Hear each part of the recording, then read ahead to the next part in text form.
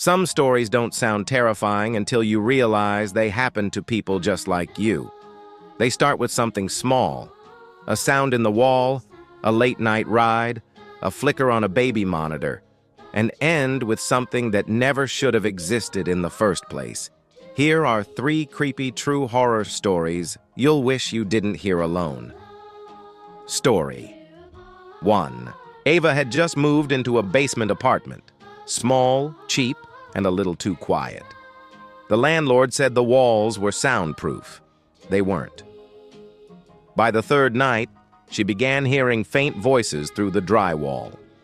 Laughter sometimes, whispering other times. She assumed it was the upstairs tenants, until one night, a voice whispered her name. It was soft, almost gentle. Ava? She froze. The sound came from behind her bed, the wall that bordered the building's storage area. She whispered back, "Who's there?" There was a pause, then a slow knock. The landlord swore the storage unit was locked tight. But every night around 1 a.m., the voice came back, always whispering strange words. Hungry, cold, move it. Ava finally recorded overnight audio on her phone. When she played it back the next morning, she nearly dropped it. At 1:14 a.m., a distorted voice breathed, "You can open the wall now." She called the police. They found the padlock open and a small section of plaster torn away. Behind it was a narrow crawl space with food wrappers, a blanket, and a small Polaroid camera pointing toward the hole in Ava's wall. She moved out that same day. But a week later, she got a plain envelope in the mail. Inside was a single Polaroid, her, sleeping. On the back, a message, "You stopped listening too soon." Story 2. The Wrong Passenger. Liam drove for a rideshare company on weekends. He liked the quiet, the music, the glow of his dashboard on empty roads. One stormy Friday, he got a pickup request at a rural bus stop. The name said Mara. The profile photo showed a woman with long dark hair, smiling softly. When he pulled up, she was already standing in the rain. Red coat, no umbrella. She slid into the back seat without a word. Mara?" Liam asked. She nodded. "Bus broke down." The drive was long, through twisting forest roads. She stared out the window the whole time, barely blinking. Halfway through, his GPS froze, no signal. He tried to make light conversation. "Guess we're off the grid, huh?" Mara turned slowly toward him. Her voice was calm.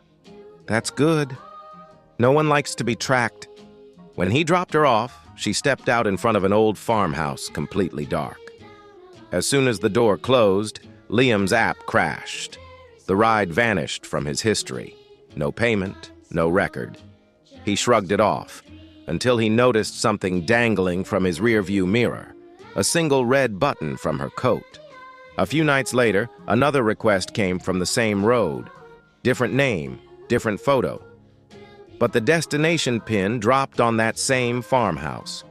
When he accepted it, the profile picture glitched, flickering between a stranger's face and Mara's smile. Later, he found out there was a woman named Mara. She'd gone missing 3 years earlier, waiting at that very bus stop for a bus that never came. Story 3. The Baby Monitor That Watched. Back, Emily and Noah had just brought home their first baby. Sleep was rare, paranoia constant. So they bought a video baby monitor, top-rated, secure, and Wi-Fi enabled. The first few nights were peaceful. But one evening, while Noah was working late, Emily checked the monitor and froze. The baby was sleeping, but behind the crib something moved. A shadow, just out of focus. She ran to the nursery. Nothing there. The window was locked. The baby slept soundly. When she returned to the couch, the monitor blinked. Motion detected again. She looked. The blur was closer. She unplugged it, heart racing, and called Noah. When he got home, they checked the saved footage. At 2:16 a.m., a faint shape leaned over the crib, a human outline with Noah's face, but lifeless, colorless. Noah swore it wasn't him. The company said it was interference from another signal. But that night, Emily noticed something new in the app's device list, a second camera connection labeled Nursery 2. They replaced the entire system. New Wi-Fi, new monitor. Still, every night at 2:16 a.m., the alert returned. Each time it came with the same message. Viewer connected. One night, Noah stayed up, phone ready. When the alert appeared, he opened the live feed.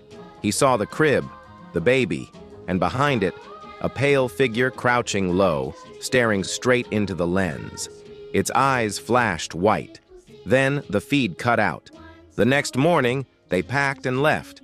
The police later found the old monitor in the nursery, its power cord torn out. On the back, written in marker, were the words, "Still watching."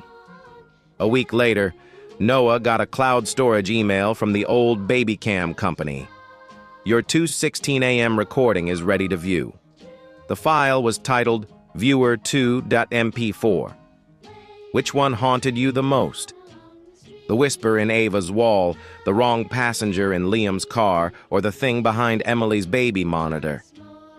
Tell me in the comments, and remember, some stories never end. Subscribe for more true horror stories, if you can sleep after this one. Would you like me to add a short cinematic narration intro, like Mr. Nightmare's dark voiceover tone for YouTube openings? These are not just stories, they're warnings. It helps make the first 15 seconds way more gripping for the video. Thanks you for watching. Please subscribe our channel for more horror stories.